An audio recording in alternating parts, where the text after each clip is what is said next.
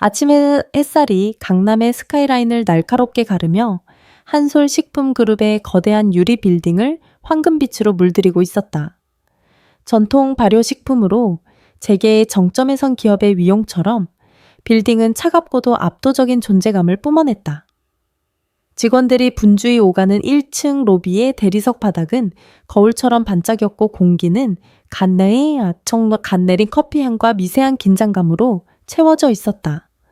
그때 육중한 회전문을 통과한 것은 그 누구도 예상치 못한 작은 손님이었다. 7살 남짓 되어 보이는 여자아이가 자신의 키만한 검은색 캐리어를 낑낑거리며 끌고 있었다. 어른처럼 단정하게 다린 원피스와 꽉 묶어 올린 머리는 아이의 작은 체구와 어울리지 않는 비장함마저 느끼게 했다. 순간 웅성거리던 로비의 모든 소음이 멎었다. 수십 개의 눈동자가 일제히 아이에게로 향했다. 경비원이 의아한 표정으로 다가왔고 안내 데스크의 직원도 자리에서 몸을 일으켰다. 하지만 아이의 눈빛에는 한치의 흔들림도 없었다. 야무지게 담은 입술은 이 작은 싸움에서 절대로 물러서지 않겠다는 굳은 의지를 보여주는 듯했다. 아이는 안내 데스크 바로 앞에 멈춰 서더니 쿵 소리가 나게 캐리어를 내려놓았다. 헛기침으로 목을 가다듬는 소리가 고요해진 로비에 유난히 크게 울려 퍼졌다. 저는 정서아입니다. 오늘 엄마 대신 면접 보러 왔습니다. 또랑또랑하지만 조금은 떨리는 목소리였다. 안내 데스크에서 10년 넘게 근무한 이지영 씨는 수많은 면접 지원자들을 봐왔지만 오늘처럼 당황스러운 순간은 처음이었다. 그녀는 부드러운 미소를 지으며 몸을 낮춰 아이와 눈을 맞췄다. 어머, 귀여운 꼬마 아가씨. 엄마나 아빠는 어디 계시니? 혹시 길을 잃었어? 아이의 상상놀이라고 생각한 지영 씨의 친절한 물음에 아이는 단호하게 고개를 저었다. 아니요. 길 안 잃어버렸어요. 엄마가 오늘 아파서 병원에 계세요. 그런데 오늘 면접이 정말 중요하다고 했어요. 약속은 꼭 지켜야 한다고 엄마가 그랬어요. 세화는 다시 한번 캐리어 손잡이를 꽉 쥐며 말했다. 그 모습에 지영 씨와 다가온 경비원은 간신히 웃음을 참았다. 경비원이 어깨를 으쓱하며 나섰다. 아가씨, 여긴 어른들이 일하는 회사란다. 장난치는 곳이 아니야. 어서 엄마한테 전화해볼까. 그 순간 서아의 눈가가 미세하게 떨렸다. 금방이라도 울음이 터질 것 같았지만 아이는 작은 주먹을 꾹 쥐며 용기를 냈다. 캐리어의 지퍼를 열고 자신의 몸집보다 큰 서류 파일을 꺼내려 애쓰는 모습은 안쓰러우면서도 기특했다. 여기 다 있어요. 엄마 이력서랑 포트폴리오랑요. 엄마가 밤새 울면서 이거 만들었어요. 바로 그 어수선한 소란의 한가운데로 로비의 공기를 순간적으로 얼어붙게 하는 두 남자가 들어서고 있었다. 한 명은 50대 후반 잘 다려진 최고급 정장의 냉철함과 권위가 묻어나는 정무연 회장이었고 다른 한 명은 그의 그림자처럼 뒤따르는 젊고 날카로운 인상의 차시우 부사장이었다. 직원들이 90도로 허리를 숙여 인사하자 무연의 발걸음이 안내 데스크 앞에서 멈췄다. 그의 미간에 귀찮다는 듯 희미한 주름이 잡혔다. 무슨 소란이야. 낮고 위험 있는 목소리에 모두가 숨을 죽였다.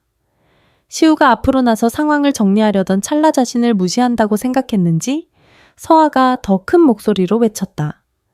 제가 엄마 대신 면접 보러 왔다고요. 우리 엄마는 이현정이고 독일에서 공부한 마케팅, 아니 R&D 전문가예요. 무연은 이현정이라는 이름에 미세하게 눈썹을 찡그렸다. 기억의 저편에서 무언가를 더듬는 듯한 표정이었다. 하지만 그의 냉정한 얼굴을 완전히 무너뜨린 것은 아이의 다음 말이었다. 서아는 더 이상 물러설 곳이 없다는 듯 온 힘을 다해 소리쳤다. 제 이름은 정서아, 엄마는 이현정 그리고 아빠는 정태경이에요. 정태경. 7년 전 비극적인 사고로 잃어버린 그의 하나뿐인 아들의 이름. 쨍그랑카는 날카로운 소음과 함께 그의 손에서 아끼던 만년필이 차가운 대리석 바닥으로 떨어졌다. 시간이 멈췄다. 무연의 얼굴에서 핏기가 사라지고 숨소리가 거칠어졌다. 그의 흔들리는 시선은 오직 한 곳 자신을 올려다보는 작은 아이의 얼굴에 고정되었다. 아이의 짙은 눈썹, 고집스러워 보이는 인매. 그 모든 것이 기억 속 아들의 모습과 섬광처럼 겹쳐 보였다. 로비의 모든 사람들은 대한민국 재계를 호령하는 철혈의 회장이 처음으로 보이는 균열에 숨조차 쉬지 못했다. 길고 무거운 침묵 끝에 무연의 마른 입술이 겨우 떨어졌다. 그의 목소리는 심하게 잠겨 있었다. 차 부사장, 네 회장님. 시우는 주군의 전례 없던 모습에 당황했지만 애써 침착하게 대답했다. 무연은 떨리는 손가락으로 서아를 가리켰다. 저 아이, 내 사무실로 데려와. 정무현 회장의 집무실은 그의 성격을 그대로 빼닮아 있었다. 거대하고 차가웠으며 불필요한 장식 하나 없이 기능적인 아름다움만을 추구했다. 통유리창 너머로 서울의 정경이 파노라마처럼 펼쳐졌지만 그 풍경조차 마치 잘 만들어진 액자 속 그림처럼 느껴질 뿐이었다. 서아는 거대한 가죽 소파 끝에 조심스럽게 걸터앉아 작은 두 발을 공중에서 살랑거렸다. 아이의 눈에는 두려움보다 호기심이 더 크게 서려 있었다. 시우가 건넨 오렌지 주스를 한 모금 마신 아이는 창가에 서서 자신을 등지고 있는 무연을 바라보았다. 무연은 떨리는 손으로 바닥에서 만년필을 주워들었다. 아들이 대학에 입학했을 때 선물했던 손때 묻은 낡은 펜이었다.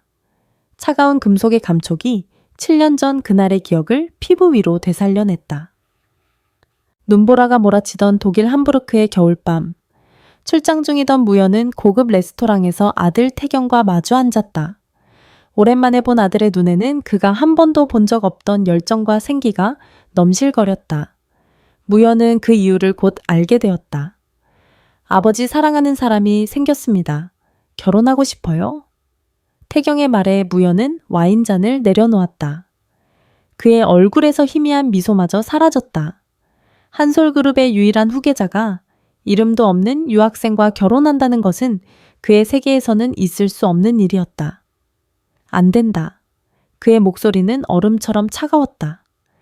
내 위치를 잊지 마라. 당장 귀국 준비해. 이번 주에 나랑 같이 돌아간다. 태경의 얼굴에 실망에 인해 분노가 스쳐 지나갔다. 아버지께서는 단 한 번이라도 제 인생을 존중해 주신 적이 있습니까? 아들은 의자를 박차고 레스토랑을 뛰쳐나갔다. 무연은 말없이 경호원들에게 눈짓했다. 다음 날 새벽 태경은 자신의 아파트에서 경호원들에 의해 강제로 짐을 싸야 했다. 그는 필사적으로 그녀에게 현정에게 전화를 걸려 했지만 경호원이 그의 휴대폰을 빼앗아 버렸다. 절망과 분노에 찬 눈물이 그의 뺨을 타고 흘렀다. 눈 덮인 공항 활주로에서 태경은 마지막으로 독일의 하늘을 바라보았다. 비행기가 이륙하고 한국으로 향하던 중 인천공항에 도착하자마자 태경은 감시를 뚫고 홀연히 사라졌다. 그리고 몇 시간 후 경찰에게서 전화가 걸려왔다. 공항 근처 고속도로에서 일어난 교통사고. 아들은 차가운 시신이 되어 돌아왔다. 무연의 세계가 무너져 내렸다. 그는 아들의 유품을 정리하다 작은 수첩에서 이현정이라는 이름과 함께 영원히 사랑할게 꼭 돌아갈게라고 적힌 글귀를 발견했다. 하지만 그는 그 이름을 지워버렸다. 자신의 죄와 오만이 아들을 죽음으로 몰아넣었다는 사실을 마주할 수 없었기에 그 이름은 그가 봉인해야만 하는 깊은 흉터가 되었다. 기억의 강에서 헤어나온 무연은 천천히 몸을 돌렸다. 그의 눈은 붉게 충혈되어 있었다. 그는 목소리를 가다듬고 서아에게 물었다. 내 아버지 정태경에 대해 아는 게 있니? 서아는 주스를 마시다 잠시 생각에 잠겼다. 네, 아빠는 하늘나라에 계세요. 별처럼 반짝이는 사람이었대요.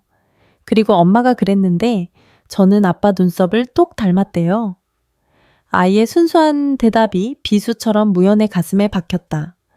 그는 차마 아이의 얼굴을 더 볼 수 없어 다시 창밖으로 시선을 돌렸다. 차 부사장. 네, 회장님. 세브란스 병원이라고 했나 직접 가서 그 이현정이라는 사람 면접을 보고 와. 그리고 모든 정보를 확인해. 무연의 명령은 지시라기보다 간절한 부탁처럼 들렸다. 시우가 서아의 작은 손을 잡고 회장실을 나섰다. 병원으로 가는 길, 서아는 자신이 좋아하는 공룡책 이야기부터 엄마와의 소소한 일상까지 쉴 새 없이 떠들었다. 아이의 천진난만함에 시우는 자신도 모르게 입가에 미소가 번졌다. 병실에 도착했을 때 이현정은 높은 열로 창백한 얼굴이었지만 시우와 함께 들어서는 딸의 모습에 경악을 금치 못했다. 서아야, 네가 어떻게 여기에? 아이고, 죄송합니다. 제가 아이에게 오늘 면접이 중요하다고 말했더니만. 현정은 딸을 끌어안으며 어쩔 줄 몰라 했다. 시우는 차분하게 상황을 설명했다. 그녀의 당혹감은 점차 안도감으로, 그리고 이내 깊은 죄송함으로 바뀌었다. 죄송합니다. 제 딸이 큰 실례를... 아닙니다. 시우는 그녀의 말을 부드럽게 막았다. 오히려 따님의 용기 덕분에 귀한 인재를 놓치지 않게 된 것 같습니다. 그는 현정의 침대 옆 작은 테이블 위에 놓인 낡은 노트를 보았다. 노트에는 알아보기 힘든 화학 기호들과 함께 새로운 발효 소스 개발에 대한 긴 아이디어들이 빽빽하게 적혀 있었다. 한솔 고추장과 유럽식 스튜의 퓨전, 저염된장을 활용한 비건 소스. 이건 부끄럽습니다. 그냥 혼자 끄적여 본 겁니다. 시우는 노트를 조심스럽게 넘겨보았다. 그것은 단순한 낙서가 아니었다. 한솔그룹이 나아가야 할 미래 방향을 꿰뚫어 보는 듯한 천재적인 통찰력과 열정이 담겨 있었다. 짧은 면접이었지만 그것으로 충분했다. 그녀의 국제 마케팅 전략에 대한 견해의 유창한 외국어 능력, 그리고 무엇보다 싱글맘으로서 아이를 키우며 자신의 꿈을 포기하지 않은 강인한 의지, 시우는 깊은 인상을 받았다. 이현정 씨, 회복하시는 대로 바로 출근해 주십시오. 저희 한솔그룹 R&D 팀에는 당신 같은 인재가 반드시 필요합니다. 그날 오후 시우는 무연에게 모든 것을 보고했다. 현정의 능력, 그리고 그녀의 노트에 담긴 놀라운 아이디어들까지. 무연은 말없이 듣고만 있었다. 다음 날 회사 전체에 이현정이라는 신입사원이 R&D와 전략기획팀 팀장급으로 특별 채용되었다는 소식이 퍼졌다. 절차를 무시한 파격적인 인사의 직원들은 수군거렸다. 입사 첫날, 현정은 어리둥절한 표정으로 시우의 안내를 받았다. 한 가지 더 회장님께서 특별히 지시하신 사항이 있습니다. 네, 회장님께서 자녀들을 위한 사내 공부방 프로그램을 시작하셨는데 서아 양이 첫 번째 이용자가 되었으면 한다고 하십니다. 장소는 77층 회장실 바로 옆입니다. 현정의 눈이 커졌다.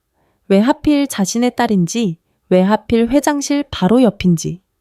수많은 의문이 머릿속을 스쳐 지나갔다. 거절할 수 없는 호의였지만 그 호의는 마치 보이지 않는 빛처럼 무겁게 느껴졌다. 그녀는 자신과 딸이 거대한 운명의 소용돌이 속으로 한 걸음 들어섰음을 직감했다. 77층에 마련된 한솔 작은 도서관은 공부방이라기보다 동화 속에나 나올 법한 비밀의 방 같았다. 넓은 창문으로는 서울의 전경이 한눈에 내려다 보였고 벽면을 가득 채운 책장에는 아이들의 눈높이에 맞춘 전 세계의 그림책들이 꽂혀 있었다. 푹신한 빈백 소파와 아기자기한 교구들은 이곳을 만든 이의 세심한 배려를 느끼게 했다. 우와, 엄마 여기 진짜 멋져요. 우리 집도 보이는 것 같아요. 서아는 창가에 딱 붙어 발을 동동 구르며 환호했다. 현정은 딸의 들뜬 모습에 미소를 지으면서도 마음 한구석의 불안감을 떨칠 수 없었다. 과분한 친절이었다. 그 친절의 이유를 알 수 없기에 더욱 마음이 무거웠다. 서아야, 여기서 선생님 말씀 잘 듣고 있어야 해. 엄마 일 끝나면 바로 데리러 올게. 일주일이 지났다. 서아는 이미 작은 도서관의 단골 손님이자 유일한 손님이었다. 처음에는 다른 직원들의 자녀들도 함께 할 것이라 생각했지만 어찌된 일인지 그곳은 오직 서아만을 위한 공간처럼 운영되고 있었다. 그날 오후 3시이지 정무연 회장은 집무실에서 서류를 결제하다 말고 시간을 확인했다. 그의 손가락이 책상 위를 규칙적으로 가볍게 두드렸다. 잠시 망설이던 그는 자리에서 일어나 비서에게 아무 말 없이 조용히 77층으로 향했다. 엘리베이터 문이 열리고 작은 도서관이 보이자 그는 잠시 발걸음을 멈추고 문틈으로 안을 엿보았다. 창가 작은 책상에 앉아 무언가를 열심히 그리고 있는 서아의 동그란 뒷모습이 보였다. 햇살이 아이의 머리카락을 부드럽게 감싸고 있었다. 순간 그 모습이 어릴 적 태경이 서재에서 숙제를 하던 모습과 겹쳐 보였다. 무연의 가슴이 쿵 하고 내려앉았다. 그는 소리가 나지 않게 문을 열고 안으로 들어섰다. 인기척에 서아가 고개를 들었다. 아이는 무연을 보고 놀라는 대신 오히려 환하게 웃었다. 아, 회장 할아버지 안녕하세요. 할아버지라는 단어가 무연의 심장을 날카롭게 파고들었다. 그는 자신도 모르게 굳어버렸다. 저 지금 공룡 그림 그리는 중이에요. 티라노사우루스가 제일 멋있어요. 무연은 서아의 옆에 조심스럽게 다가와 앉았다. 아이에게서는 비누와 햇살이 섞인 좋은 냄새가 났다. 그의 시선이 서아가 그리던 스케치북으로 향했다. 아이의 그림은 서툴렀지만 힘이 넘쳤다. 특히 공룡의 이빨을 세밀하게 표현하는 모습. 그림자 처리를 위해 연필을 눕혀 칠하는 방식까지 모든 것이 그림 그리기를 좋아했던 태경과 놀랍도록 닮아 있었다. 공룡을 좋아하는구나. 내 공룡은 거짓말 안 하잖아요. 제일 힘센 티라노사우루스도 자기보다 약한 공룡을 괴롭히지 않고 그냥 잡아먹기만 해요. 나쁜 애는 아니에요. 어린아이의 입에서 나온 말이라고는 믿기 힘든 깊은 통찰이었다. 무연은 자신도 모르게 희미한 미소를 지었다. 7년 만에 처음으로 짓는 진심이 담긴 미소였다. 그의 비밀스러운 방문은 그 후로도 매일 같은 시간에 이어졌다. 때로는 함께 책을 읽었고 때로는 서아가 내는 엉뚱한 퀴즈를 마치기도 했다. 얼음장 같던 그의 세계의 서아라는 작은 온기가 스며들고 있었다. 한편 마케팅 부서의 백유라 이사는 이 모든 상황을 예의주시하고 있었다. 그녀는 정무현 회장의 죽은 아내, 즉 한솔그룹 안주인의 조카였다. 어릴 적부터 이모부인 무연을 따랐고 실력과 야망을 겸비한 그녀는 스스로를 한솔그룹의 당연한 후계자 중 한 명이라 여겨왔다. 그런 그녀의 눈에 낙하산, 이현정과 그녀의 딸은 눈엣가시였다. 특히 회장이 직접 아이를 챙긴다는 소문은 그녀의 심기를 심하게 건드렸다. 대체 무슨 꿍꿍꿍이지? 유라는 자신의 정보망을 총동원해 현정의 뒷조사를 시작했다. 독일 유학 시절 미혼모, 그리고 아버지의 정보는 어디에도 없었다. 유라의 의심은 더욱 깊어졌다. 그날 저녁 유라는 보고서를 제출하러 회장실로 향했다. 문이 살짝 열려 있었고 안에서는 무연과 그의 오랜 집사인 윤 집사의 대화가 새어나오고 있었다. 회장님, 요즘 얼굴이 많이 좋아지셨습니다. 다 서아 아가씨 덕분인 것 같습니다. 그런가? 그럼요. 특히 그 아이의 눈을 보고 있으면 꼭 돌아가신 태경 도련님을 다시 보는 것 같아. 이 늙은이도 가슴이 뭉클합니다. 그 고집스러운 눈매까지 어찌 그리 똑 닮았는지요. 무이더 유라의 손에 들려있던 태블릿 PC가 바닥으로 떨어질 뻔했다. 태경 도련님이라고 정태경. 7년 전 사고로 죽은 회장의 유일한 아들이자 후계자. 유라의 머릿속에서 모든 퍼즐 조각이 섬광처럼 맞춰졌다. 이현정 독일 유학, 그리고 정태경을 닮은 아이. 유라의 얼굴에서 핏기가 가셨다. 분노와 배신감으로 온몸이 떨렸다. 감히 어디서 굴러먹던 여자가 죽은 태경의 자의를 빌미로 한솔그룹을 넘보려 한단 말인가. 그녀는 주먹을 불끈 쥐었다. 자신과 자신의 가문이 수십 년간 공들여온 탑을 저 미천에게 미천한 모녀에게 송두리째 빼앗길 수는 없었다. 그녀의 눈빛이 차갑고 잔인하게 변했다. 조용히 몸을 돌려 복도를 걸어가는 그녀의 머릿속은 오직 한 가지 생각뿐이었다. 저것들을 내 손으로 직접 끌어내리겠어. 한솔그룹의 구내식당은 호텔 레스토랑 못지않게 깔끔하고 고급스러웠다. 하지만 점심시간의 웅성거림 속에서 이현정은 여전히 이방인이었다. 그녀는 조용히 식판에 음식을 담아 창가 구석 자리에 앉았다. 지난 일주일 그녀는 자신의 능력을 증명하기 위해 밤낮 없이 일에 몰두했다. R&D팀 동료들도 처음에는 경계했지만 그녀의 열정과 실력에 조금씩 마음을 열기 시작했다. 아주 조금이제야 겨우 숨통이 트이는 기분이었다. 그 평화는 오래가지 않았다. 어머 현정씨, 여기서 혼자 식사하세요. 차가운 그림자가 그녀의 위로 드리워졌다.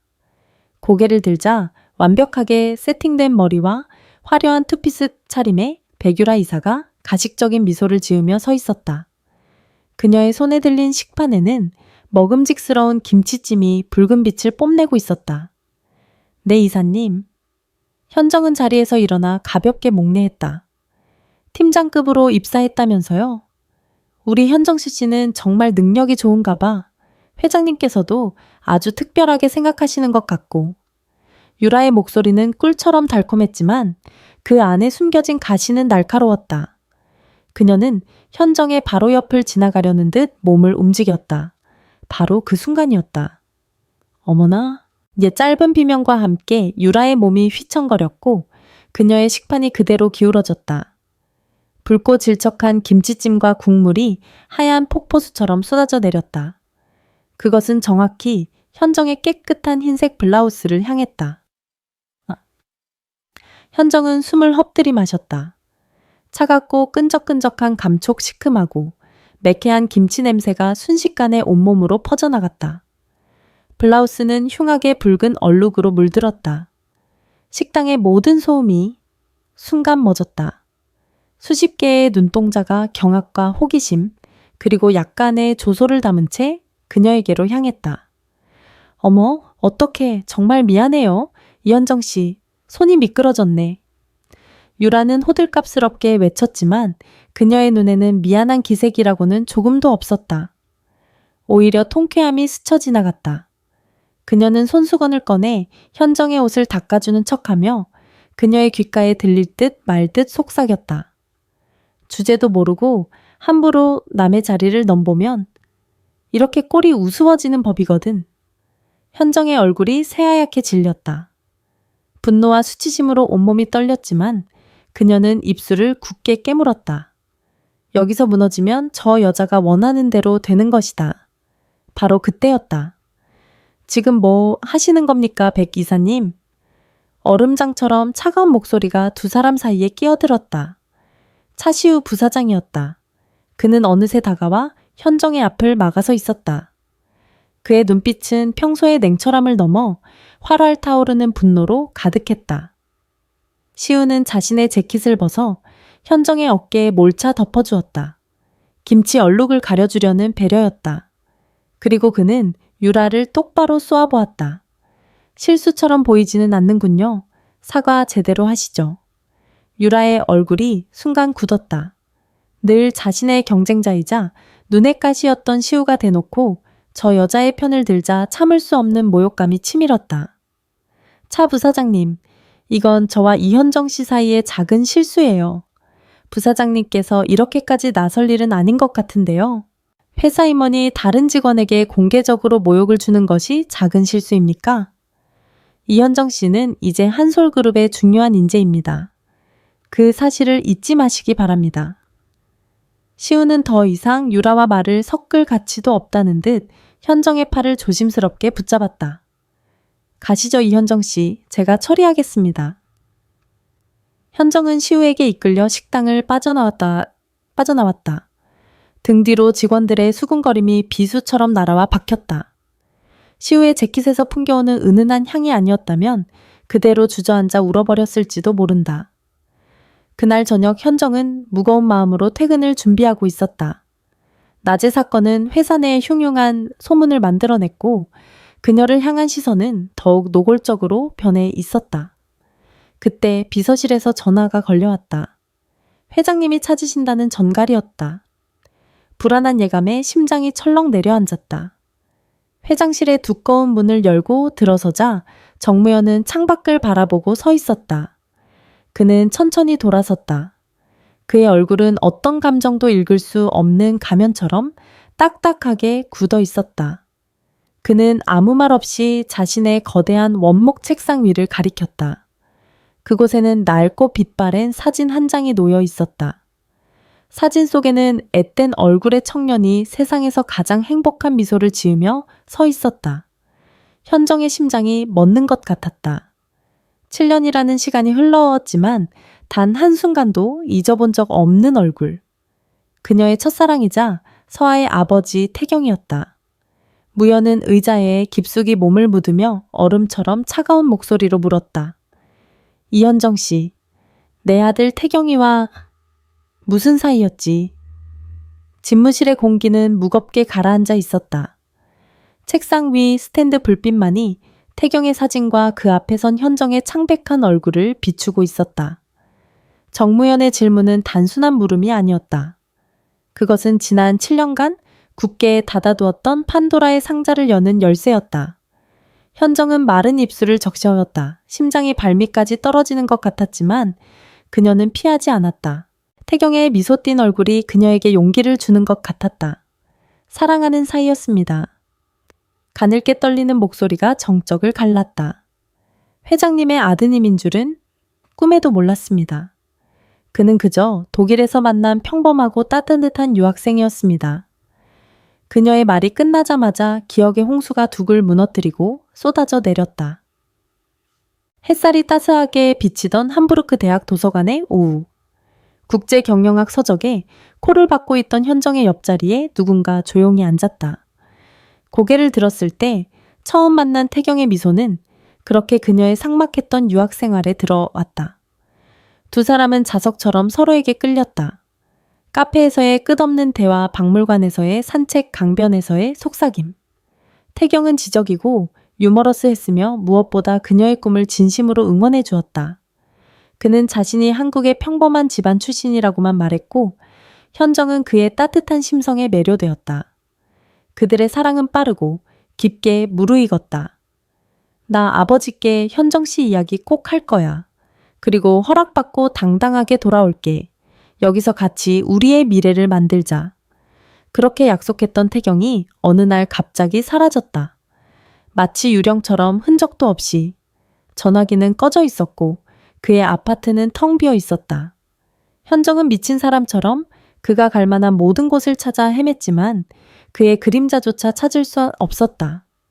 매일 밤을 눈물로 지새웠다. 몇 주 그녀는 자신이 임신했다는 사실을 알게 되었다. 그리고 또 몇 달 후 한국에 있는 친구를 통해 청천벽력 같은 소식이 들려왔다.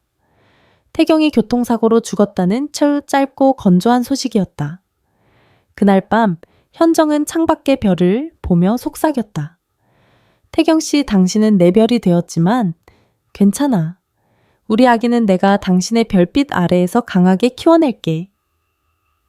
현정의 회상이 끝났을 때 그녀의 뺨 위로는 두 줄기 눈물이 소리 없이 흐르고 있었다.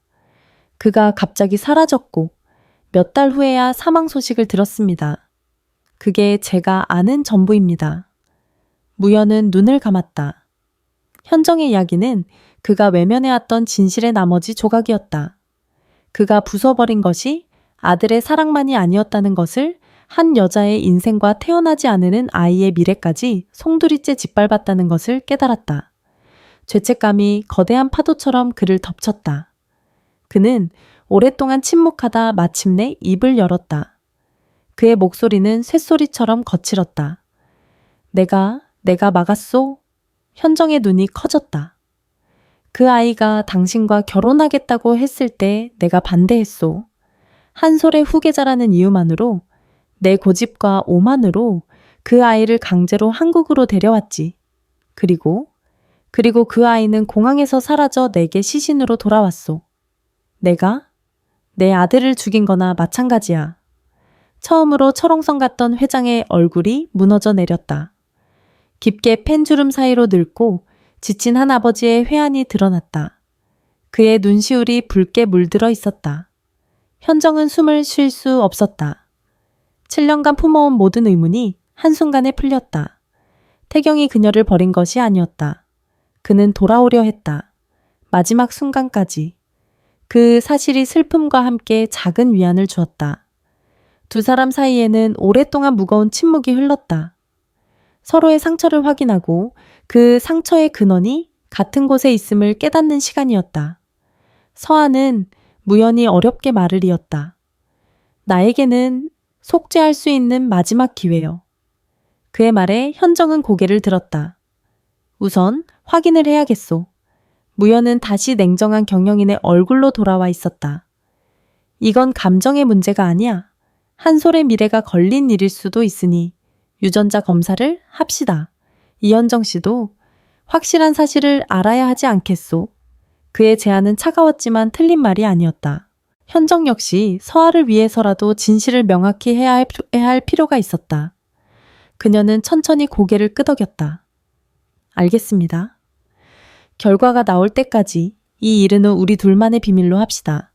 아이가 혼란스러워서는 안 되니. 그날 이후 일주일이라는 시간은 지옥처럼 길었다. 현정은 낮에는 아무렇지 않은 척 일에 몰두했고 밤에는 잠든 서아의 얼굴을 보며 수없이 마음을 졸였다. 그리고 마침내 약속된 날 저녁. 퇴근 후 집으로 돌아온 그녀에게 등기우편이 도착했다. 시우의 이름으로 발송된 두툼하고 딱딱한 서류 봉투였다. 서아는 거실에서 공룡 인형을 가지고 놀다 스르르 잠들어 있었다. 현정은 딸의 이마에 맺힌 땀을 닦아주고 조용히 방으로 안아다 눕혔다. 그리고 떨리는 손으로 식탁 의자에 앉아 봉투를 들었다. 손끝이 차갑게 식어갔다. 봉투를 뜯는 소리가 심장 소리처럼 크게 들렸다. 그녀는 마침내 안의 서류를 꺼내 펼쳤다. 수많은 전문 용어와 그래프들 사이로 그녀의 시선은 단 한 곳에 꽂혔다. 친자관계 확률 99.0%. 순간 현정의 눈에서 참아왔던 눈물이 폭포수처럼 쏟아져 내렸다. 그것은 슬픔의 눈물만은 아니었다. 7년간 홀로 간직해온 사랑이 서아의 존재가 마침내 세상으로부터 증명받는 순간이었다. 두 줄의 굵은 글씨가 7년간의 모든 의문과 그리움의 마침표를 찍고 있었다. 유전자 검사 결과지를 받아든 다음 날 아침 현정은 무거운 발걸음으로 회장실을 찾았다. 밤새 한숨도 자지 못했다. 손에 들린 종이 한 장이 그녀와 딸의 인생을 통째로 바꿀 수 있다는 사실이 천근만근의 무게로 어깨를 짓눌렀다. 정무현은 이미 그녀를 기다리고 있었다. 그의 책상 위는 평소와 달리 서류 하나 없이 깨끗하게 정돈되어 있었다. 현정은 말없이 다가가 봉투를 그의 앞에 내려놓았다. 무연은 떨리는 손으로 서류를 꺼내 들었다. 그의 시선이 99.9998%라는 숫자에 닿는 순간 그는 길고 깊은 숨을 내쉬었다. 지난 7년간 그를 짓눌러온 죄책감과 후회, 그리고 아주 희미한 희망이 뒤섞인 복잡한 숨이었다. 그는 한참 동안 서류에서 눈을 떼지 못했다. 강철 같던 그의 어깨가 아주 미세하게 떨리고 있었다. 이제 그가 겨우 입을 열었다. 우리 모두에게 책임이 생긴 거요. 그것은 명령도 선언도 아니었다. 한평생 외면하고 살아온 가족이라는 운명을 마주한 한 남자의 고백이었다. 그날 이후 한솔그룹에는 미묘하지만 확실한 변화의 바람이 불기 시작했다. 가장 큰 변화는 정무현 회장에게서 시작되었다. 그는 더 이상 77층 작은 도서관을 몰래 방문하지 않았다. 오후 3시가 되면 그는 마치 당연한 일과인 것처럼 당당하게 그곳으로 향했다. 어느 날 그는 커다란 상자를 들고 나타났다. 상자 안에는 아이의 키만한 대형 지구본이 들어있었다. 최고급 목재로 만들어진 박물관에나 있을 법한 물건이었다. 이게 뭐예요, 할아버지? 세상이다. 네가 앞으로 보고 배우고 꿈꿔야 할 세상. 무연은 처음으로 서아의 앞에서 무릎을 굽혔다. 그리고 아이의 작은 손을 잡고 지구본을 천천히 돌리며 각 나라의 이름과 특징을 설명해주기 시작했다. 얼음장 같던 회장이 어린아이 앞에서 무릎을 꿇고 다정하게 속삭이는 모습. 그 광경을 우연히 목격한 비서실 직원들은 자신의 눈을 의심했다. 소문은 날개 돋친 듯 순식간에 회사 전체로 퍼져나갔다. 회장이 낙하산 팀장의 딸을 유별나게 아낀다는 이야기, 심지어는 숨겨둔 손녀가 아니냐는 근거 없는 추측까지. 그 모든 소문을 듣는 백유라의 심기는 날이 갈수록 불편해졌다. 그녀는 자신의 눈으로 직접 확인한 회장의 변화에 위기감을 느꼈다. 단순한 동정이나 변덕이 아니었다. 저 아이에게서 죽은 정태경의 그림자를 보고 있는 것이 틀림없었다. 이대로 가다간 모든 것을 빼앗기겠어. 그날 밤 유라는 강남의 한 고급 일식집 밀실에서 한솔그룹의 사회이사인 박찬호 의원과 마주 앉았다. 박 의원은 과거 무연과의 후계 구도 다툼에서 밀려나 한직을 떠돌다 간신히 이사 자리를 꿰찬 인물로 무연에게 깊은 원한을 품고 있었다. 이사님 드릴 말씀이 있습니다. 유라가 차가운 사케를 따르며 입을 열었다. 백 이사 무슨 일인데 이렇게 은밀하게 보자고 하는 건가? 회장님께서 요즘 많이 변하신 것 같지 않으십니까? 유라는 교묘하게 말을 흘렸다. 그녀는 최근 회사에 떠도는 소문과 이현정이라는 여자의 의심스러운 행적, 그리고 회장의 이상할 정도의 총애를 마치 회사의 큰 위기인 것처럼 포장했다. 늙은 사자가 판단력이 흐려지면 젊은 여우에게 사냥당하는 법입니다. 회장님께서 저 근본도 없는 여자에게 홀려 회사를 위험에 빠뜨리기 전에 우리라도 바로잡아야 하지 않겠습니까? 박 의원의 눈이 탐욕으로 번뜩였다. 유라의 말은 그의 오랜 야망에 다시 불을 지폈다. 두 사람은 밤늦도록 무연을 끌어내리고 회사를 장악할 음모를 꾸몄다. 한편 차시우는 이 모든 불안한 기류를 예민하게 감지하고 있었다. 그는 회장의 변화가 기쁘면서도 그로 인해 현정과 서아가 받게 될 상처가 걱정되었다. 그는 회장의 충직한 신복이었지만 시간이 지날수록 현정이라는 여자에게 마음이 쓰이는 것을 막을 수 없었다. 그녀의 강인함, 그녀의 재능, 그리고 상처받은 듯한 눈빛이 자꾸만 그의 마음을 흔들었다. 그는 업무를 핑계로 R&D 타임에 들러 멀리서나마 현정을 살피기 시작했다. 어느 날 저녁 늦게까지 혼자 남아 일하는 현정에게 다가가 따뜻한 커피 한 잔을 건넸다. 너무 무리하지 마십시오. 이현정 씨는 이미 충분히 능력을 증명하고 있습니다. 감사합니다, 부사장님. 그리고 백이사를 조심하는 게 좋을 겁니다. 그 사람은 자신이 가질 수 없는 것을 남이 가지는 걸 절대 용납 못하는 사람이니까요. 시우의 조심스러운 경고에 현정은 말없이 고개를 끄덕였다. 며칠 후 R&D 부서 전체 회의가 소집되었다. 이례적으로 정무현 회장이 직접 참석했다. 회의실에는 팽팽한 긴장감이 감돌았다. 무현은 자리에서 일어나 중대한 발표를 했다. 오늘 한솔그룹의 미래를 책임질 새로운 프로젝트를 발표하겠다. 이름하여 글로벌 한솔 프로젝트. 우리의 전통 김치를 세계인의 식탁에 올리는 것이 목표다. 임원들의 눈이 빛났다. 회사의 명분이 걸린 프로젝트였다. 모두가 과연 누가 이 중책을 맡게 될지 숨을 죽이며 기다렸다. 무연은 회의실을 천천히 둘러보다 한 곳에 시선을 고정했다. 그의 시선이 닿은 곳은 바로 이현정이었다. 이번 프로젝트는 이현정 팀장에게 총괄 책임을 맡기겠다. 순간 회의실이 술렁거렸다. 입사한 지 한 달도 안 된 신입 팀장에게 회사의 미래를 맡긴다는 파격적인 결정이었다.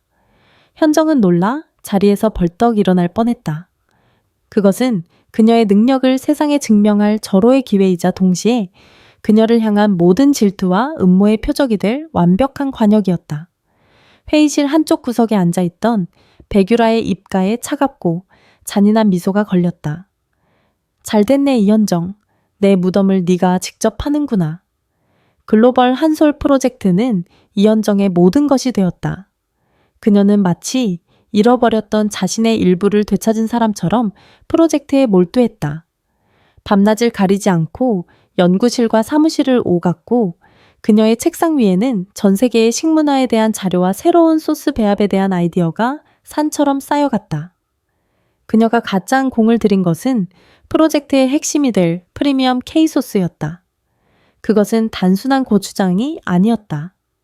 유럽인들의 입맛에 맞게 맵기는 줄이되 감칠맛은 극대화하고 바질과 오레가노 같은 허브를 첨가해 파스타나 스테이크에도 어울리도록 만든 혁신적인 제품이었다. 태경과 함께 독일에서 꿈꾸었던 그들의 아이디어가 담긴 비밀노트 속 레시피가 마침내 세상에 나올 준비를 하고 있었다. 이 모든 과정을 지켜보는 백유라의 속은 새까맣게 타들어갔다. 이현정이 성공하는 것은 곧 자신의 실패를 의미했다. 그녀는 박 의원과 함께 호시탐탐 프로젝트를 망가뜨릴 기회를 엿보고 있었다. 마침내 중요한 신제품 시연회가 열리기 며칠 전 주말 유라에게 기회가 찾아왔다. 토요일 오후 회사는 텅 비어 있었다. 유라는 보안팀에 미리 손을 써두고 아무도 없는 R&D 연구실로 잠입했다. 그녀의 목표는 단 하나, 현정이 시연회 때 사용할 소스 샘플이었다. 냉장 보관실에 문을 열자 정갈하게 정리된 수십 개의 샘플 병들이 보였다. 그중 파이널 샘플 A라고 적힌 병을 찾아냈다. 유라는 미리 준비해온 작은 약병을 꺼냈다. 그 안에는 아니스라는 허브에서 추출한 고농축 오일이 들어있었다. 아니스는 독성은 없지만 아주 적은 양으로도 역하고 강렬한 향을 내는 것으로 유명했다. 김치에 발효취와 섞이면 음식이라고는 상상할 수 없는 끔찍한 악취를 풍길 터였다. 그녀는 소름 끼치는 미소를 지으며 오일 몇 방울을 샘플 병 안에 떨어뜨리고는 조심스럽게 흔들어 섞었다. 완벽한 범죄였다. 월요일 아침 시연회에서 이현정은 대한민국 최고의 식품 전문가들 앞에서 망신을 당하고 나락으로 떨어질 것이다. 하지만 유라는 알지 못했다. 그녀의 완벽한 범죄를 지켜보는 아주 작은 눈이 있었다는 것을. 그날 서아는 엄마와 함께 회사에 나와 있었다. 현정이 주말에도 일을 해야 하자 아이는 77층 작은 도서관에서 그림을 그리며 엄마를 기다리고 있었다.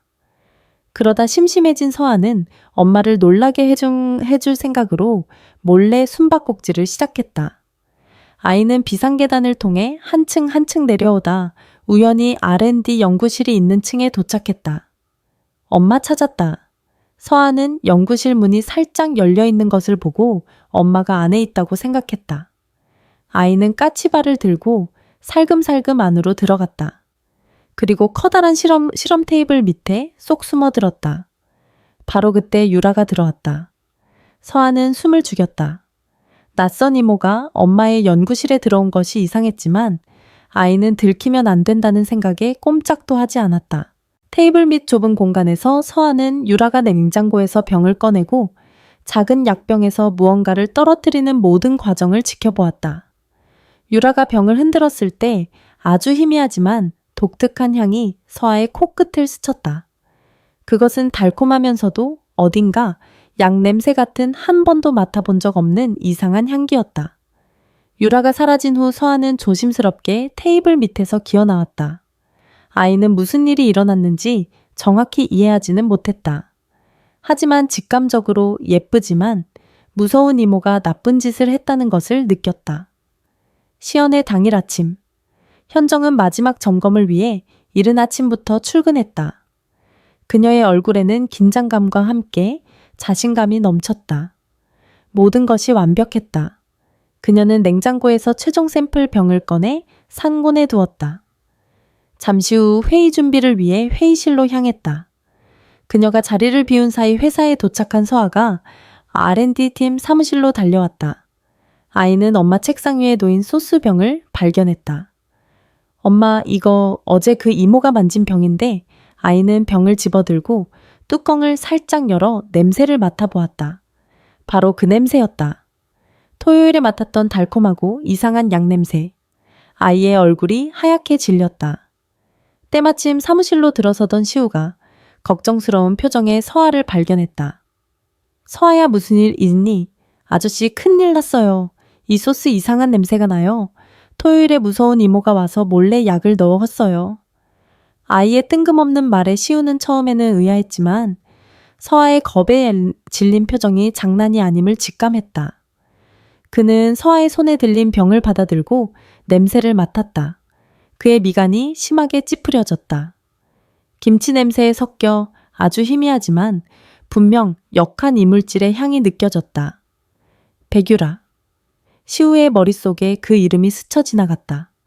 시연의 시작까지는 이제 30분도 채 남지 않은 상황. 그는 다급하게 현정에게 전화를 걸었지만 그녀는 이미 회의실에 들어가 발표 준비를 하고 있어 전화를 받지 않았다. 젠장. 시우는 망설일 시간이 없었다. 그는 서화를 자신의 비서에게 잠시 맡기고 예비 샘플이 보관된 지하 비밀 연구 창고로 미친 듯이 달려가기 시작했다. 제발 늦지 않아야만 했다. 미래전략실 대회실의 공기는 얼음장처럼 차가웠다. 디자 형태의 거대한 테이블에는 정무현 회장을 중심으로 한솔그룹의 핵심 임원들과 식품업계의 저명한 평론가들이 엄숙한 표정으로 앉아 있었다. 모두의 시선이 단상 위에 선 이현정에게 쏠려 있었다. 백유라는 팔짱을 낀 채 여유로운 미소를 지으며 현정을 바라보았다. 곧 닥쳐올 재앙을 기다리는 사냥꾼의 미소였다. 현정은 떨리는 손을 애써 감추며 프레젠테이션을 시작했다. 한솔그룹의 새로운 도전, 글로벌 한솔 프로젝트에 오신 여러분을 진심으로 환영합니다. 오늘 저희가 선보일 프리미엄 K소스는 단순한 제품이 아니라 한식의 세계화를 향한 저희의 꿈과 열정이 담긴 결과물입니다. 그녀의 발표는 논리 정연했고 목소리에는 확신이 차 있었다. 시장 분석 데이터와 마케팅 전략을 설명하는 동안 회의실의 분위기는 점차 그녀에게 빠져들었다. 이제 남은 것은 마지막 순서 모두가 기다려온 시식회였다. 백문이 불여일견이라는 말이 있습니다. 지금부터 저희가 야심차게 준비한 K소스를 직접 맛보실 시간입니다. 현정이 신호를 보내자 직원들이 하얀 접시에 담긴 소스와 빵, 그리고 작은 스테이크 조각을 각 테이블에 정갈하게 세팅하기 시작했다.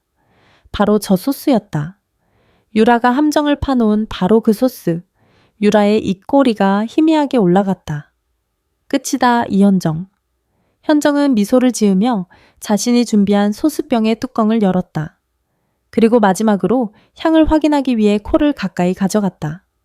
바로 그 순간 회의실 뒷문이 거칠게 열렸다.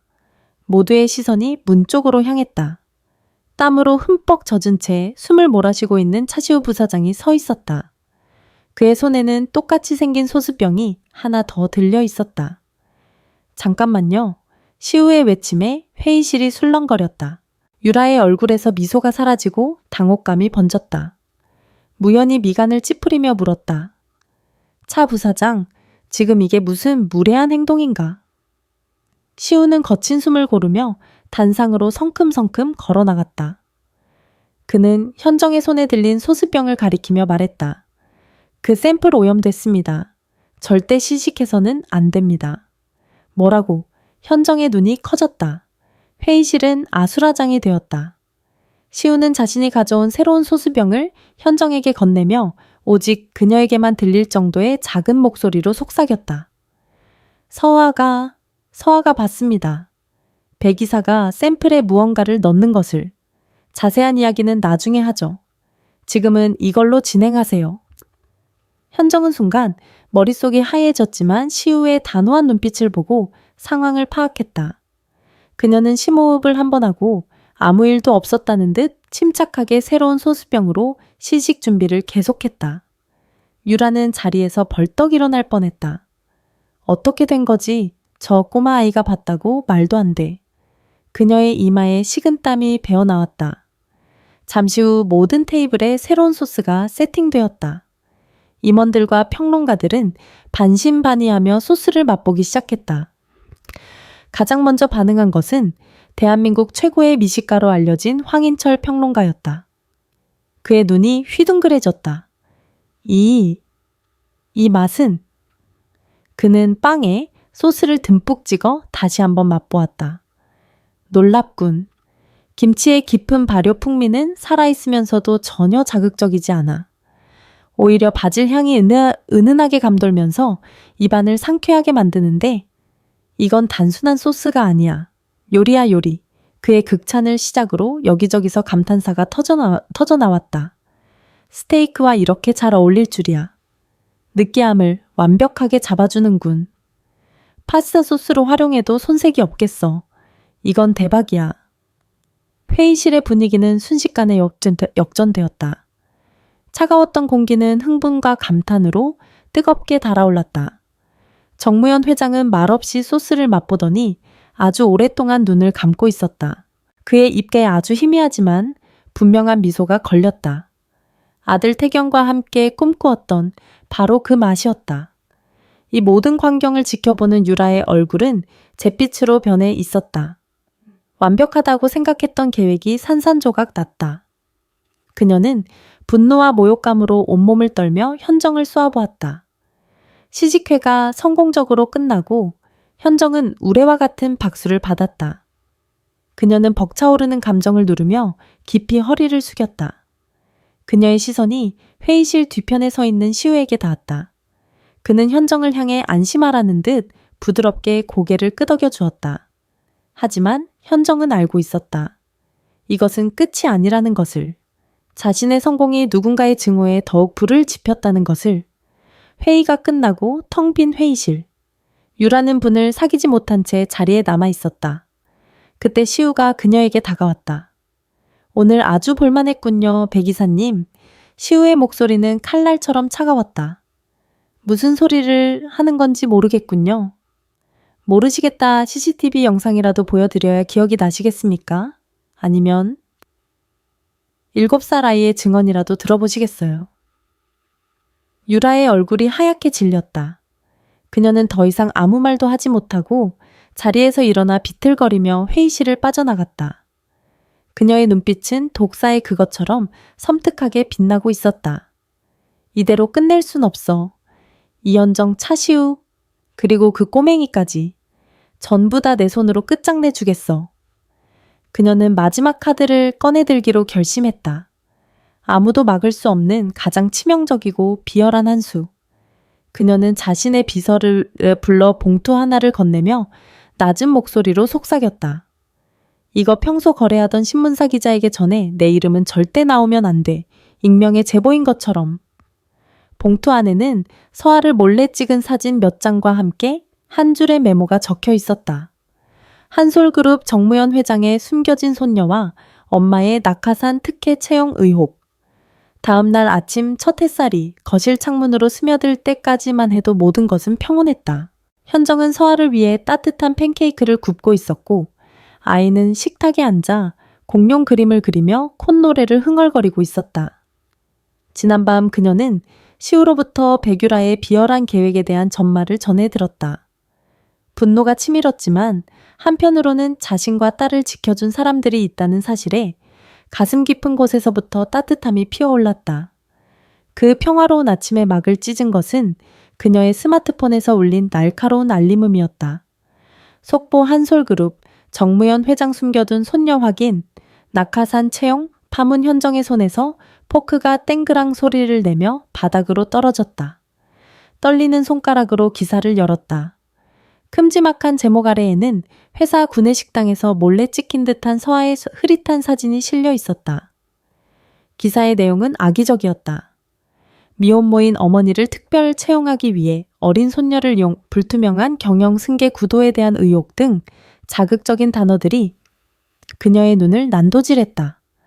엄마 왜 그래요? 얼굴이 하얘요. 서아의 걱정스러운 목소리에 현정은 간신히 정신을 차렸다. 그녀는 억지 미소를 지으며 아이의 머리를 쓰다듬었다. 아니야, 우리 딸. 그냥 엄마가 좀 놀라서 얼른 밥 먹고 회사 가자. 하지만 그녀는 알고 있었다. 오늘 회사로 향하는 길은 어제와는 전혀 다를 것이라는 것을. 한솔그룹 본사 앞은 아수라장이었다. 수십 명의 기자들이 건물을 둘러싼 채 진을 치고 있었다. 현정이 서아의 손을 꼭 잡고 차에서 내리자 수십 개의 플래시가 한꺼번에 터지며 눈앞을 하얗게 만들었다. 이현정 씨 아이가 정 회장의 친손녀가 맞습니까? 정태경 씨의 아이를 빌미로 입사한 것이 사실입니까? 특혜 채용 의혹에 대해 한 말씀 해주시죠. 질문의 칼날들이 사방에서 날아와 박혔다. 현정은 서아의 얼굴이 보이지 않도록 아이를 품에 꼭 끌어안았다. 서아는 겁에 질려 엄마의 옷자락을 붙잡고 떨고 있었다. 엄마, 내가 뭐 잘못했어요? 왜 아저씨들이 화가 났어요? 아이의 순수한 물음에 현정의 가슴이 미어지는 듯했다. 보안 요원들이 달려나와 길을 터주었지만 회사 로비로 들어서는 그 짧은 거리는 마치 가시밭길처럼 느껴졌다. 회사 내부 역시 마찬가지였다. 직원들은 그녀가 지나갈 때마다 노골적으로 수군거렸고 동정과 비난이 뒤섞인 시선들이 그녀를 따라다녔다. 그녀는 서아를 77층 작은 도서관에 맡기고 무거운 발걸음으로 자신의 사무실로 돌아왔다. 그리고 조용히 컴퓨터를 켜고 사직서를 작성하기 시작했다. 모든 것이 자신 때문이었다. 정무현 회장이 7년 만에 찾은 작은 행복을 자신이 망가뜨리고 있었다. 그와 회사를 지키는 길은 자신이 사라지는 것뿐이라고 생각했다. 사직서를 프린트해 손에 쥔 그녀는 회장실로 향했다. 모든 것을 끝낼 시간이었다.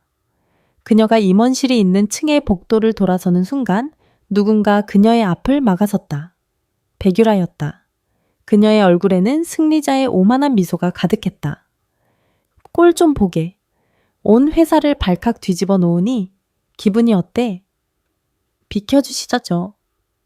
비켜달라 네가 감히 나한테 명령을 해. 유라는 한 걸음 다가서며 경멸적인 시선으로 현정을 위아래로 훑었다. 내 같은 여우 같은 년 때문에 우리 집안이 얼마나 더러워졌는지 알아. 감히 죽은 태경 오빠의 이름을 팔아서 내 천박한 야망을 채우려 들어. 저는 그런 적 없습니다. 닥쳐. 유라의 눈빛이 살기로 번뜩였다. 그녀는 복도에 비치된 냉수기에서 물 한 컵을 따르더니 그대로 현정의 얼굴을 향해 뿌려버렸다. 촥! 차가운 물이 현정의 얼굴과 머리옷을 적셨다. 물에 젖은 머리카락이 뺨에 달라붙었고 얇은 블라우스는 속이 비칠 정도로 몸에 엉겨붙었다. 극도의 수치심과 몸열감에 현정의 눈시울이 붉어졌다. 이게 바로 내 위치야. 더러운 물을 뒤집어 쓰고 바닥을 기어야 할 주제에 감히 어딜 넘봐. 유라가 다시 한번 손을 치켜드는 순간이었다. 그 손 당장 치우지 못해 칼날 같은 목소리와 함께 달려온 차시우가 유라의 손목을 거칠게 낚아챘다. 그의 눈은 이글이글 타오르는 분노로 가득했다. 그는 유라의 손을 뿌리치고 흠뻑 젖은 채 떨고 있는 현정을 자신의 등 뒤로 보호하듯 감쌌다. 백이사, 당신은 인간으로서 넘지 말아야 할 선을 넘었어.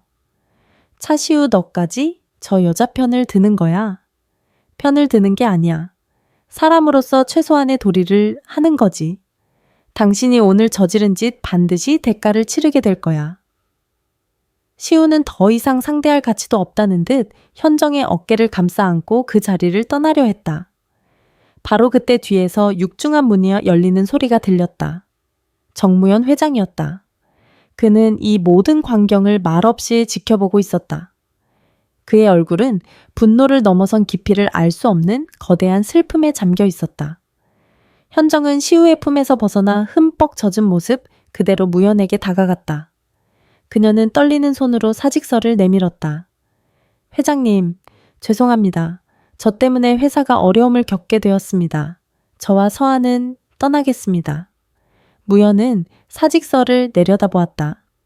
그리고 잠시 후 그는 아무 말 없이 그것을 받아들었다. 현정은 눈을 질끈 감았다. 이제 모든 것이 끝이라고 생각했다. 쫙! 하지만 무연은 사직서를 읽는 대신 그것을 단숨에 반으로 찢어버렸다. 찢어진 종이 조각이 힘없이 바닥으로 떨어졌다. 그는 얼어붙은 현정과 시우, 그리고 유라를 차례로 돌아보며 지옥의 밑바닥에서부터 울려 퍼지는 듯한 낮고 무서운 목소리로 말했다. 차 부사장 긴급 기자회견을 소집해. 네, 이 엉망이 된 집구석. 이제 내가 직접 청소해야겠어. 기자회견이 열리는 한솔그룹 본사 3층 대회의실은 발 디딜 틈 없이 붐볐다. 대한민국의 모든 언론사가 모였다고 해도 과언이 아니었다. 수백 개의 카메라 렌즈가 일제히 단상을 향해 있었고 기자들의 웅성거림과 플래시 터지는 소리로 공기는 터지기 일보 직전에 풍선처럼 팽팽했다. 회의실 한쪽 유리문 너머에는 이현정이 서아의 손을 꼭 잡은 채 서 있었다. 시우가 미리 준비해준 깨끗한 옷으로 갈아입었지만 그녀의 얼굴은 여전히 창백했다. 서아는 이 모든 상황이 어리둥절한 듯 불안한 눈으로 엄마와 회의실 안을 번갈아 쳐다보고 있었다. 차시우 부사장은 단상 옆에서 노트북을 점검하며 가끔씩 유리문 너머에 그녀에게 안심시키는 눈빛을 보냈다. 잠시 후 회의실 연문이 열리고 정무현 회장이 모습을 드러냈다. 터져나오던 플래시 세례가 한층 더 거세졌다. 그의 걸음걸이는 여느 때보다 무거워 보였지만 그 어느 때보다 결연해 보였다. 그는 단상에 올라 수많은 카메라 렌즈를 차례로 응시했다. 마치 수십 년간 자신을 괴롭혀온 과거의 망령들과 정면으로 마주 서는 듯했다. 길고 무거운 침묵이 흘렀다. 그가 마침내 입을 열었다. 오늘 아침 제 개인사와 관련된 불미스러운 기사로 심려를 끼쳐드린 점 깊이 사과드립니다. 그의 목소리는 낮고 무거웠지만 마이크를 통해 회의실 구석구석까지 울려 퍼졌다. 기사 내용에 대해 제가 직접 모든 진실을 밝히고자 이 자리에 섰습니다. 그는 잠시 숨을 고르고 시선을 유리문 너머 호기심 어린 눈으로 자신을 바라보는 서아에게 두었다. 그의 눈빛이 아주 미세하게 그러나 더없이 따뜻하게 흔들렸다. 기사에 나온 저 아이 정서아는 제 아들 고구 정태경의 딸이 맞습니다. 제게는 하나뿐인 세상 무엇과도 바꿀 수 없는 소중한 손녀입니다. 폭탄 선언이었다. 기자석에서 거대한 술렁임이 파도처럼 일었다. 역시 사실이었어.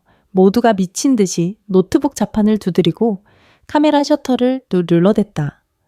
저는 이 사실을 자랑스럽게 생각합니다. 무연은 계속해서 말을 이어갔다.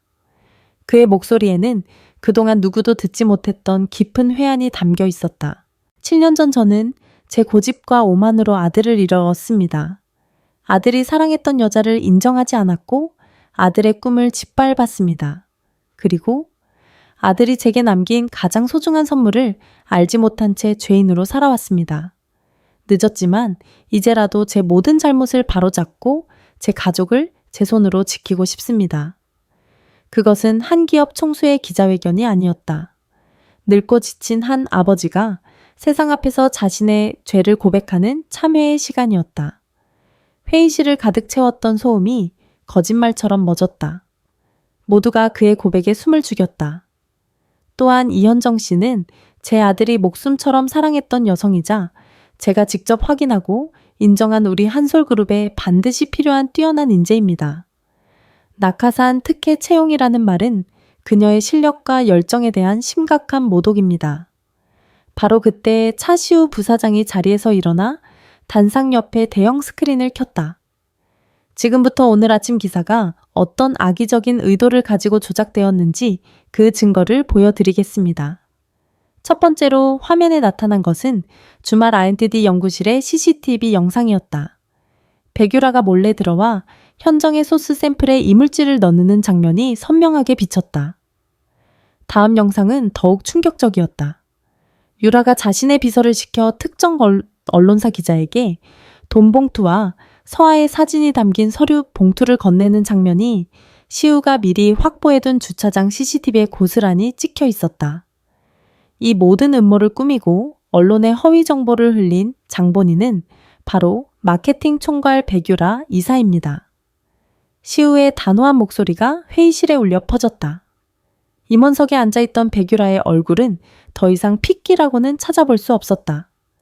그녀는 자리에서 일어나 소리치려 했지만 목소리가 나오지 않았다. 사방에서 쏟아지는 경멸과 비난의 시선이 그녀를 올가매는 것 같았다. 다리에 힘이 풀린 그녀는 그대로 의자에 주저앉았다. 모든 것이 끝이었다. 정무현이 다시 마이크를 잡았다. 저는 더 이상 숨지 않겠습니다. 제 손녀를, 제 며느리를, 제 새로운 가족을 온전히 인정하고 받아들입니다. 그리고 이 자리에서 약속드립니다. 백유라 이사의 모든 직위를 박탈하고 사법당국에 수사를 의뢰해 그녀가 저지른 모든 불법 행위에 대해 엄중한 책임을 묻겠습니다. 그는 단상 아래로 내려와 유리문 밖으로 걸어 나갔다. 그리고 굳어있는 현정과 서아의 앞에 섰다. 그는 조심스럽게 한쪽 무릎을 꿇어 서아와 눈을 맞췄다. 서아야, 내가 네 할아버지다. 미안하다. 너무 늦게 알아봐서 정말 미안하다. 그의 주름진 눈가에서 7년 동안 단 한 번도 흐르지 않았던 뜨거운 눈물이 마침내 흘러내렸다. 서아는 잠시 놀란 듯 했지만 이내 작은 손을 뻗어 무연의 뺨에 흐르는 눈물을 닦아주었다. 할아버지, 울지 마세요. 무연은 서아의 작은 손을 잡고 현정을 향해 고개를 들었다. 이현정 씨, 아니, 아가야, 나와 함께 우리 태경이가 못다 이룬 가족을 이제라도 함께 만들어주지 않겠니? 현정의 눈에서도 참아왔던 눈물이 터져 나왔다. 그녀는 고개를 끄덕였다. 7년간의 외로움과 고통, 그리고 마침내 찾아온 용서와 구원이 뒤섞인 눈물이었다. 무연은 서아의 손을 잡고 현정의 어깨를 감싸 안은 채 다시 회의실 안으로 들어섰다. 수백 개의 카메라 플래시가 상처로 얼룩졌지만 마침내 하나가 된 세 사람의 모습을 비추고 있었다. 그것은 한 가족의 길고 길었던 아픔이 끝나고 새로운 이야기가 시작되는 순간이었다. 기자회견이라는 거대한 폭풍이 휩쓸고 간 후 한솔그룹에는 어색하지만 평온한 시간이 찾아왔다. 백유라는 모든 직위에서 해제되고 검찰 조사를 받게 되었다. 며칠간 회사를 떠들썩하게 했던 소문들은 거짓말처럼 잦아들었다. 직원들은 이제 이현정을 낙하산이 아닌 회장님의 며느리이자 실력 있는 팀장으로 인정하기 시작했다. 하지만 가장 큰 변화는 가족 안에서 일어나고 있었다. 주말 아침 정무현은 평생 처음으로 놀이공원이라는 곳에 가보았다. 그는 서툰 솜씨로 서아에게 솜사탕을 사주고 회전 목마를 타는 아이를 보며 어색하지만 진심 어린 미소를 지었다. 아이의 웃음소리가 지난 7년간 잿빛이었던 그의 세상에 처음으로 색을 입혀주는 것 같았다. 온종일 신나게 뛰어논 후 해질녘 한강변 공원에서 세 사람은 조촐한 피크닉을 즐기고 있었다. 현정은 정성껏 준비한 도시락을 펼쳤고 무연은 서툰 솜씨로나마 김밥을 서아의 입에 넣어주었다. 할아버지 내일도 또 놀러와요. 오늘 진짜 재밌었어요. 서아는 무연의 무릎에 앉아 재롱을 부렸다. 무연은 행복감에 젖어 아이의 머리를 쓰다듬어 주려 했다. 바로 그 순간이었다. 크! 갑자기 그의 얼굴이 심하게 일그러졌다. 거대한 망치가 가슴을 내리치는 듯한 극심한 통증이 밀려왔다. 그는 비틀거리며 가슴을 움켜쥐었다. 이마에는 식은땀이 비오듯 흘러내렸고 얼굴은 새하얗게 질려갔다. 회장님, 할아버지, 현정과 서아의 비명이 동시에 터져나왔다. 현정은 정신을 차리고 다급하게 119에 전화를 걸었다. 그녀의 손이 덜덜 떨리고 있었다. 그날 밤 차시우에게 연락을 받고 병원으로 달려온 현정은 의사로부터 충격적인 소식을 들어야 했다. 급성 심근경색. 조금만 늦었더라면 목숨이 위험할 수도 있는 상황이었다. 다행히 응급처치가 빨라 생명에는 지장이 없었지만 절대적인 안정이 필요하다는 진단이 내려졌다. 중환자실 유리창 너머로 각종 의료기기에 둘러싸여 잠든 무연의 모습을 보며 현정의 가슴이 철렁 내려앉았다. 7년 만에 겨우 되찾은 가족을 이렇게 또다시 잃게 될지도 모른다는 공포가 그녀를 덮쳤다.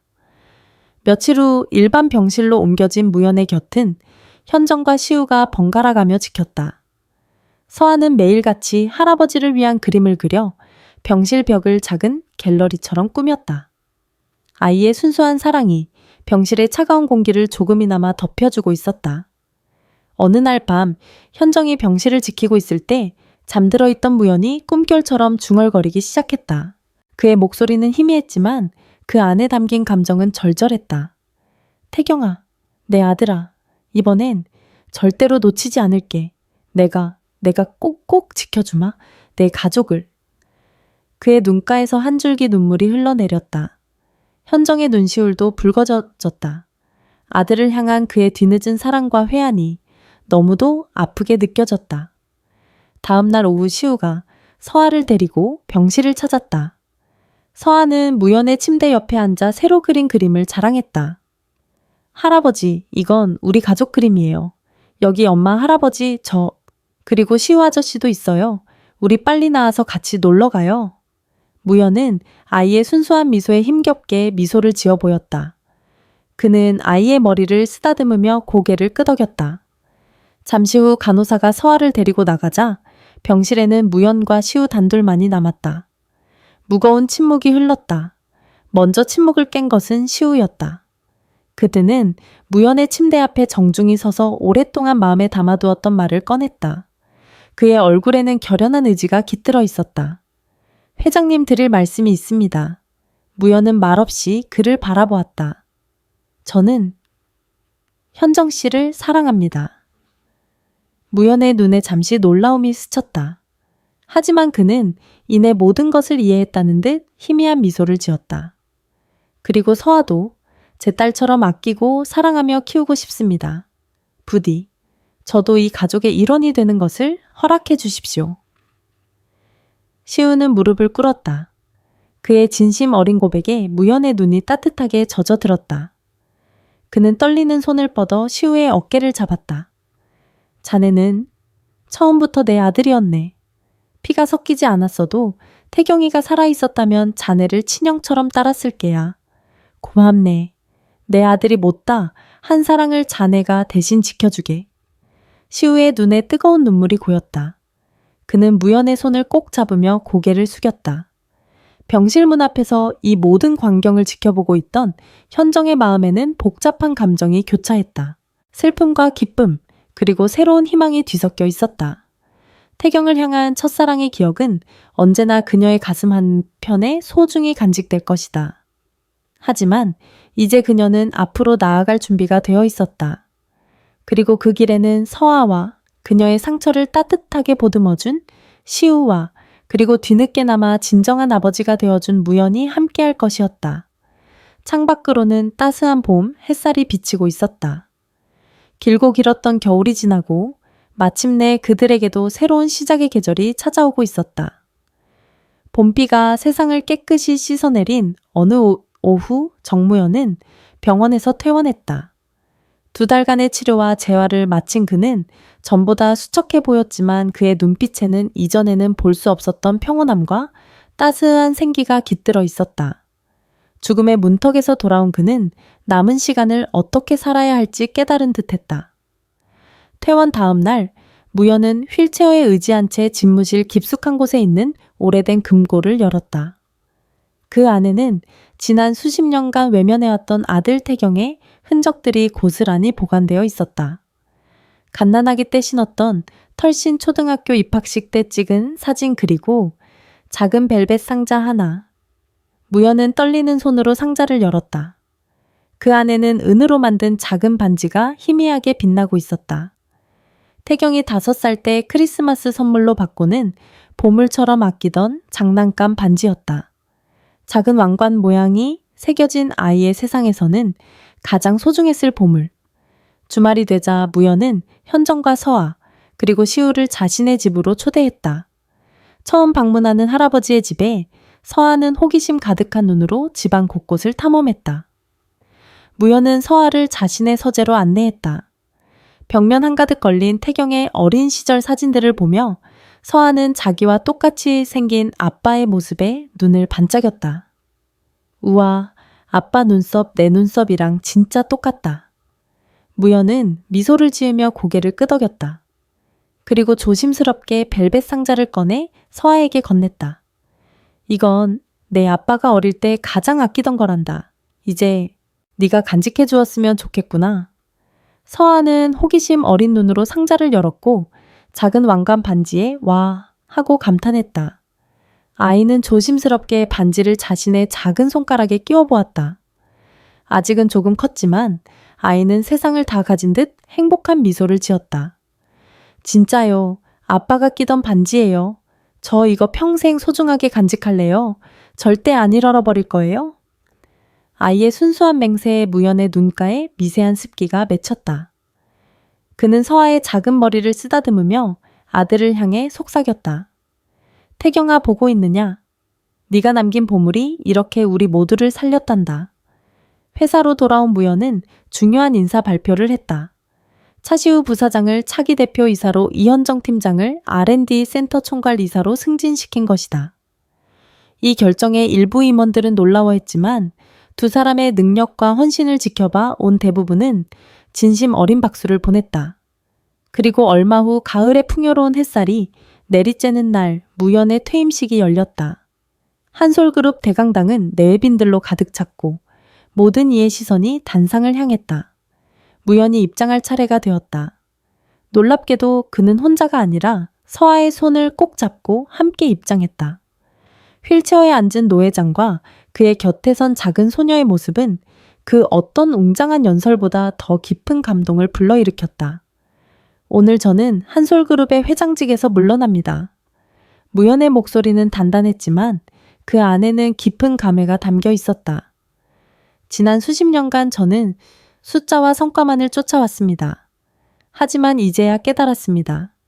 회사의 진정한 미래는 숫자가 아니라 바로 저렇게 따뜻한 마음에 있다는 것을.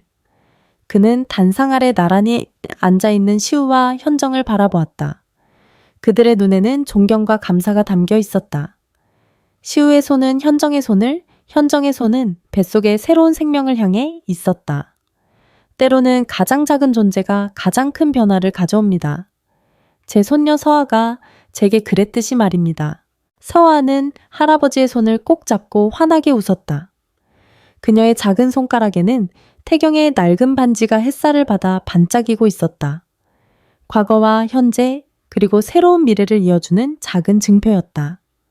퇴임식이 끝나고 네 사람은 한강변을 걸었다. 무연의 휠체어를 시우가 밀고 현정과 서아는 그 옆을 나란히 걸었다. 붉은 저녁 노을이 강물을 아름답게 물들이는 풍경 속에서 그들은 비로소 완전한 가족이 되었음을 느꼈다. 상처를 치유하고 서로를 보듬으며 새로운 시작을 향해 나아가는 세상에서 가장 단단한 가족으로. 엄마, 서아가 현정의 배에 조심스럽게 귀를 대며 물었다. 동생 이름은 뭘로 할 거예요? 현정은 미소 지으며 시우를 바라보았다. 시우는 따뜻한 눈빛으로 대답했다. 봄에 태어날 테니 봄이라고 하면 어떨까 정봄. 와, 정봄 예쁘다. 무연은 아이들의 웃음소리를 들으며 조용히 눈을 감았다. 바람이 그의 흰 머리카락을 부드럽게 흩날렸다. 그의 귓가에 7년 전 떠나보낸 아들의 목소리가 들려오는 듯했다. 아버지, 이제 행복하세요. 그래 아들아, 우리 이제 정말 행복하단다. 그는 휠체어를 멈추고 자신의 재산, 대부분을 출연해 설립할 정태경 앤 정서아 재단에 대해 이야기하기 시작했다. 세상의 모든 한부모 가정을 위한 희망의 씨앗을 뿌리는 일에 대하여. 노을이 붉게 타오르는 강변 위로 네 사람의 그림자가 길게 하나로 이어지고 있었다.